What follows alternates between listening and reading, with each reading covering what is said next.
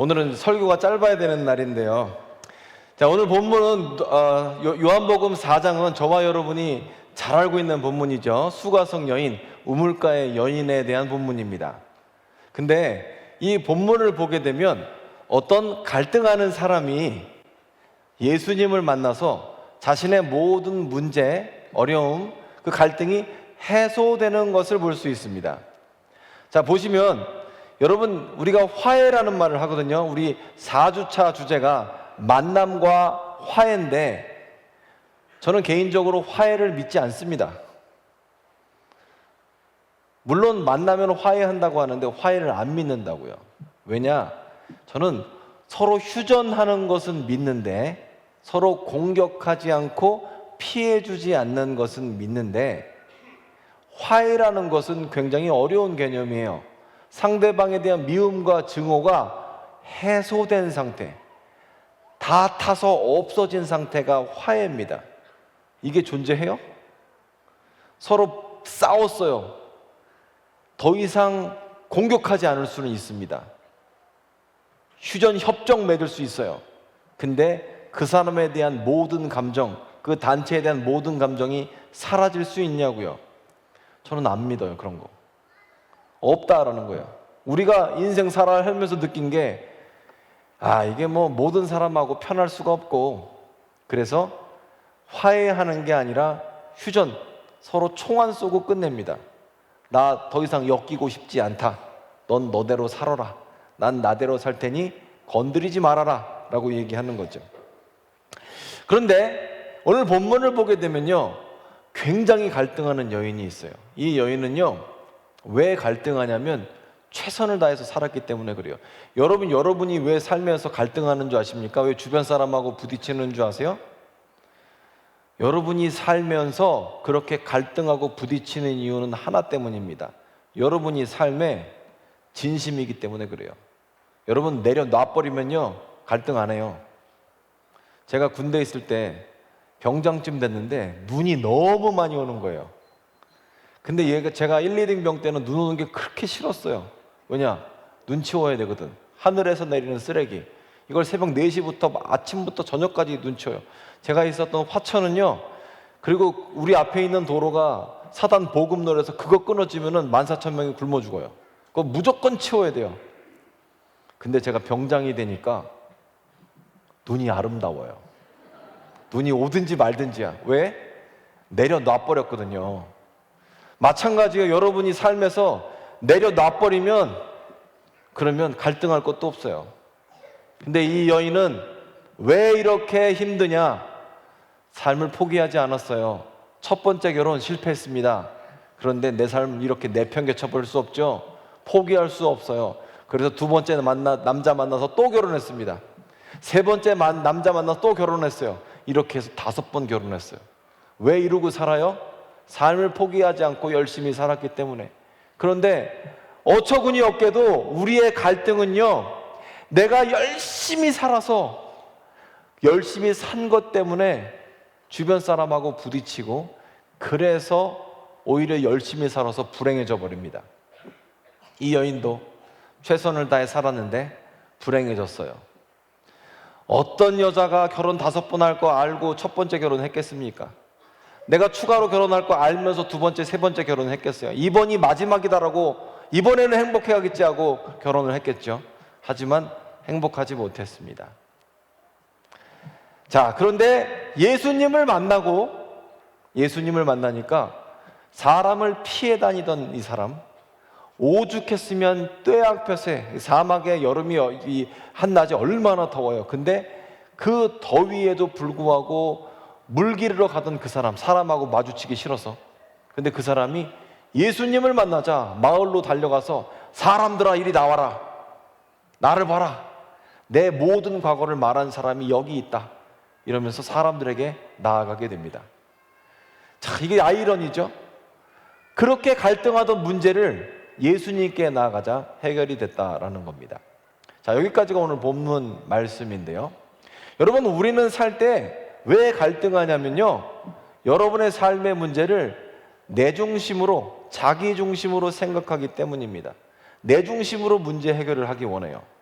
자, 여러분 잘 적어 보십시오. 자, 어린이들 잘 보세요. 목사님 뭐 하나? 자, 제가 뭐예요? 한 바퀴 돌았어요. 다시 보세요. 자, 한 바퀴 돌았어요. 왜 돌았을까?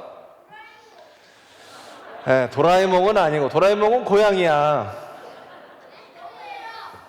자, 근데 자, 조금만 설교 끝났어. 이제 기다려봐. 자, 근데 제가 이 돈 이유는 하나예요. 우리는 다 자기 중심적으로 문제 해결하기 원합니다. 세상이 내 중심으로 흘러가기를 원해요. 그렇죠? 나는 병 걸리면 안 되고 돈 잘 벌어야 되고 오래 살아야 돼요. 맞아요? 내가 하는 회사는 나 자르면 안 되고 잘 돼야 되고 돈 잘 벌어야 되고 나 승진해야 돼요. 맞아요? 내 중심으로 해결되기 원해요. 여러분 가까운 사람하고 왜 싸워요? 옆에 사람은 옆에 사람 중심으로 세상이 돌아가기를 원해요. 나는 내 중심으로 세상이 돌아가기를 원해요. 자, 나는 내 중심으로 돌고 옆 사람은 옆 사람 중심으로 돌아요. 부딪혀요. 뭐가 생길까요? 갈등이 생깁니다. 싸움이 나요. 세상은요, 나 중심으로 안 돌아가는데 나는 내 중심으로 세상을 돌리고 싶어요. 그래서 열심히 돌았어요. 그러니까 제자리예요. 여러분 옛날에 햄스터 키워본 적 있습니까? 다람쥐 키워본 적 있습니까?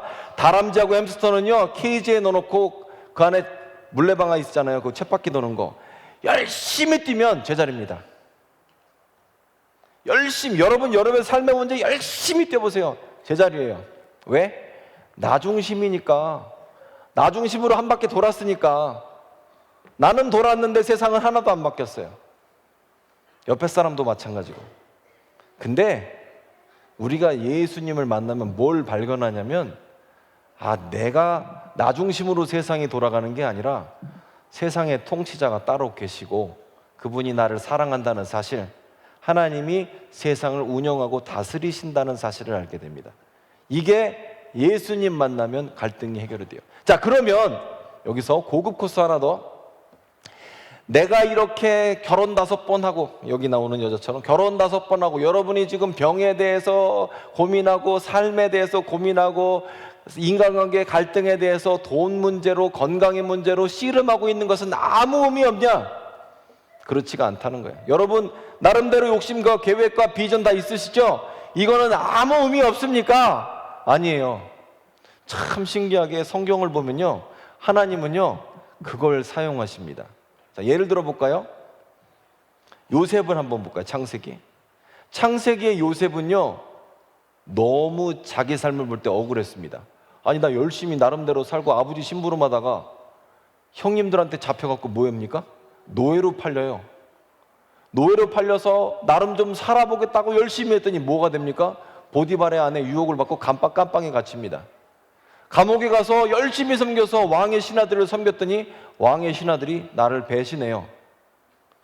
그리고 왕의 신하한테 이렇게 얘기합니다. 나는 여기 감옥에 올 짓을 한 적이 절대 없습니다. 나를 제발 좀 기억해 주세요. 기억을 합니까? 안 해요.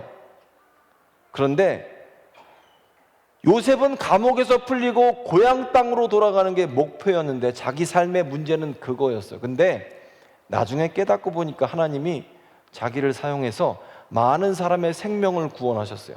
그래서 요셉이 형들을 만나서 이렇게 얘기를 합니다. 형님들, 나 팔았다고 해서 근심하지 마십시오.